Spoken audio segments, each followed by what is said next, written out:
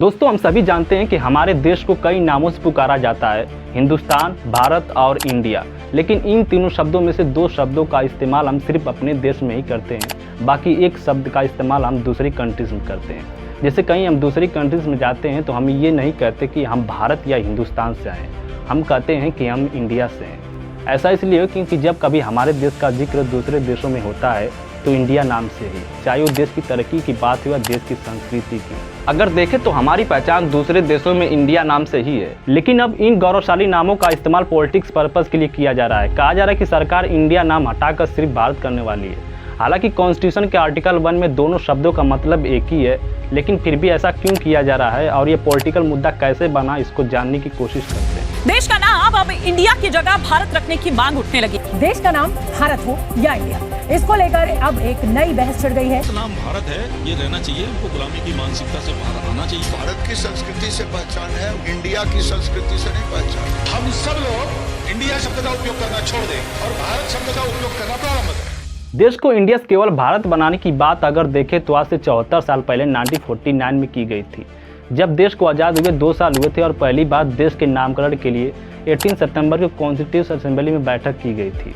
शुरुआत में अम्बेडकर कमेटी भारत और इंडिया दो नामों को सामने रखा, लेकिन इसका विरोध करते हुए हरि विष्णु कामत देश का नाम भारत या भारतवर्ष करने की मांग की और कहा कि देश के नागरिकों की भी मांग है कि देश का नाम देश से धरती से जुड़ा होना चाहिए, जैसे हिंद, हिंदुस्तान, भारत, भारतवर्ष और भारत भूमि जैसे नाम होने चाहिए। देश के नामकरण को लेकर डॉक्टर बी.आर. अम्बेडकर और हरि विष्णु कामत में बहस छिड़ गई, जबकि डॉक्टर बी.आर. अम्बेडकर चाहते थे कि इस मामले को आधे घंटे में ही निपट लिया जाए।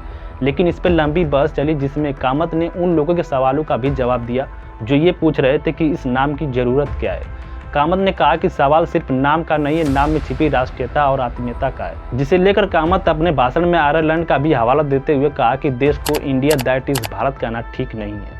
आयरलैंड क्यों? क्योंकि आयरलैंड कंट्री ने 1937 में कहा था कि हमारे देश का असली नाम आयर होगा और इंग्लिश में आयरलैंड। इसी का तर्क देते हुए कामत ने कहा कि देश का नाम भारत होगा और इंग्लिश में इंडिया रख सकते हैं। कामत के इस तर्क के बाद बहस तेज और तीखी हो गई, जिसमें सेठ गोविंद दास, कमलापति त्रिपाठी, कल्लूर सुब्बाराव, राम सहाय और हर गोविंद पंत भारत के फेवर में शामिल हुए, जिसमें सेठ गोविंद दास जोर देते हुए कहा कि इंडिया हमारे देश में अंग्रेजों के आने के बाद ही इंट्रोड्यूस किया गया, जबकि भारत हमारे वेदों, उपनिषदों, ब्राह्मणों, महाभारत और पुराणों जैसे प्राचीन ग्रंथों में गहरी ऐतिहासिक और सांस्कृतिक जड़ें हैं। इनका मानना था कि भारत हमारे देश के महान इतिहास और संस्कृति को बेहतर रिप्रेजेंट करता है और इस तरह से हमारे देश को भारत का नाम मिला था। अगर आप देखेंगे कि भारत नाम प्राचीन ग्रंथों से कैसे आया तो इस पे आपको अलग अलग स्टोरी सुनने को मिलेंगी। जैसे कहा जाता है कि महाभारत में हस्तिनापुर के राजा दुष्यंत और शकुंतला के बेटे भरत के नाम पर हमारे देश का नाम भारत पड़ा।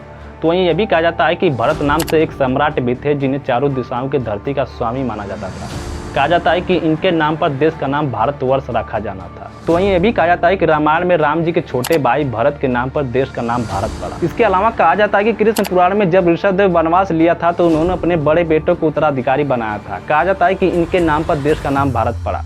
इसके अलावा यह भी कहा जाता है कि नाट्य शास्त्र में जिन मुनि का जिक्र है, कहा जाता है कि इनके नाम पर देश का नाम भारत पड़ा। अगर देखें तो ये कंफर्म नहीं है कि किस हकीकत से देश का नाम भारत पड़ा, लेकिन कह सकते हैं कि प्राचीन ग्रंथों में भरत नाम कॉमन होने की वजह से देश का नाम भारत पड़ा। आप टॉपिक पर वापस आते हैं। कल्लूर सुब्बाराव ने कहा कि इंडिया सिंधु या इंदू से बना है। अब ये नाम हमारे देश में अंग्रेजों के आने से पड़ा।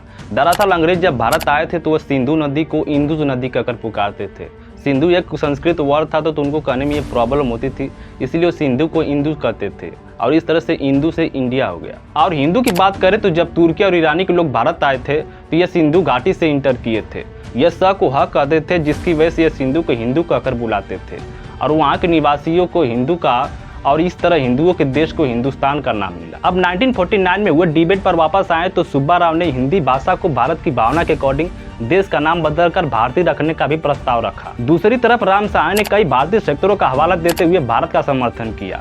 इसमें वह नेता भी शामिल थे जिन्होंने अपने भाषण में देश को भारत कहा था। कमलापति त्रिपाठी ने जोशीले तरीके से तर्क दिया कि देश के इमोशंस और रेपुटेशन के अकॉर्डिंग देश को इंडिया दैट इज भारत कहना ज्यादा सूटेबल होगा।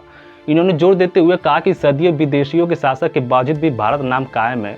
यह भारत की संस्कृति और इतिहास में डीपली रूटेड है। त्रिपाठी ने भारत के कल्चरल और फिलोसफिकल रिचनेस पर भी ध्यान दिया, जिसमें ऋग्वेद, उपनिषदों, कृष्ण और बुद्ध की शिक्षाओं, शंकराचार्य, राम जी की धनुष और कृष्ण के पहिए जैसे आइकॉनिक सिंबल्स का भी जिक्र किया। इन्होंने तर्क दिया कि भारत एक गौरवशाली अतीत को रिप्रेजेंट करता है जिसे राष्ट्र को अपनाना चाहिए। इसे सुनने के बाद असेंबली प्रेसिडेंट राजेंद्र प्रसाद ने डॉक्टर BR अम्बेडकर के ऑब्जेक्शन के बावजूद भी दैनिक धार्मिक प्रथाओं और इसके ऐतिहासिक यूजेस को इम्पोर्टेंस देते हुए हरगोविंद पंत को इस मैटर पर केस बनाने की अनुमति दी। अंत में भारत नाम होने के पक्ष में हाथ ऊपर उठाने की वोटिंग की गई, जिसमें हरि विष्णु कामत के फेयर में 38 और इसके अगेंस्ट 51 वोट पड़े। इसके अगेंस्ट वो लोग थे जो साउथ और गैर हिंदी भाषित मेंबर थे।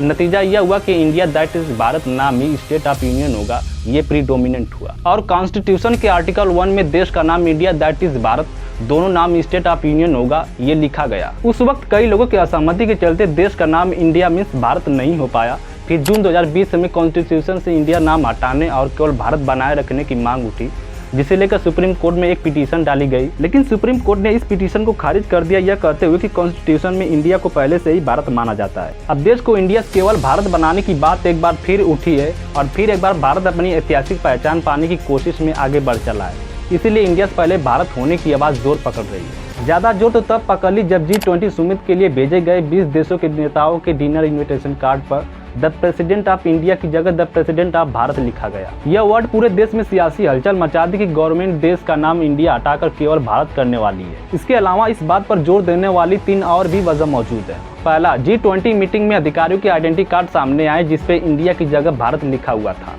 दूसरा, साउथ अफ्रीका और ग्रीस में प्राइम मिनिस्टर के दौरे पर फंक्शन नोट पर प्राइम मिनिस्टर ऑफ भारत लिखा था। और तीसरा, 7 सितंबर को होने वाले इंडोनेशिया के दौरे के फंक्शन नोट पर भी प्राइम मिनिस्टर ऑफ भारत लिखा था। और तो और G20 मीटिंग में प्राइम मिनिस्टर के टेबल पर इंडिया की जगह भारत ही था। इन सारी रीजन की वजह से चर्चा है कि होने वाले 5 दिनों के पार्लियामेंट स्पेशल सेशन में गवर्नमेंट इंडिया हटाकर केवल भारत करने वाली है, जो 18 सितंबर को शुरू होंगी। हालांकि ये कंफर्म नहीं है कि ऐसा होगा, लेकिन फिर भी यह एक बड़ा मुद्दा बन चुका है पॉलिटिकल नजरिए से। अपोजिशन पार्टीज का कहना है कि ये देश को तार-तार करना चाहते हैं। दरअसल अपोजिशन पार्टीज ने मिलकर एक अलायंस बनाई थी इंडिया नाम से, जिसका पूरा नाम है the Indian national development inclusive alliance, जो 2024 के लोकसभा इलेक्शन को जीतने के लिए 26 अपोजिशन पार्टीज के द्वारा बनाई गई थी। केजरीवाल का कहना है कि अलायंस का नाम इंडिया होने की वजह से बीजेपी सरकार ऐसा कर रही है। अगर किसी पार्टियों का अलायंस इंडिया बन जाता है तो वो देश का नाम बदल देंगे। कल मान लीजिए इस इंडिया अलायंस ने अपना नाम बदल के भारत रख लिया, तो फिर भारत भी बदल देंगे। फिर क्या भारत का नाम बीजेपी रखेंगे? वहीं पटना के तेजस्वी यादव का कहना है कि इन्हें अब इंडिया कहने में डर लग रहा है। इंडिया नाम लेने में भी कतरा रहे हैं, किस बात का डर है भाई? वहीं सत्य प्रकाश मिश्रा का कहना है कि बीजेपी को चुनाव हारने का डर है। एक इंडिया अलायंस बना है, उनको रात में स्वप्न आते हैं डरावने से कि चुनाव हार जाएंगे। तो वहीं बीजेपी सांसद हरनाथ यादव का कहना है कि इंडिया शब्द हमारे लिए अंग्रेजों द्वारा दी गई गाली है। इंडिया शब्द एक अंग्रेजों के द्वारा दी हुई हमारे लिए गाली है, इसलिए इंडिया शब्द कहना चाहिए।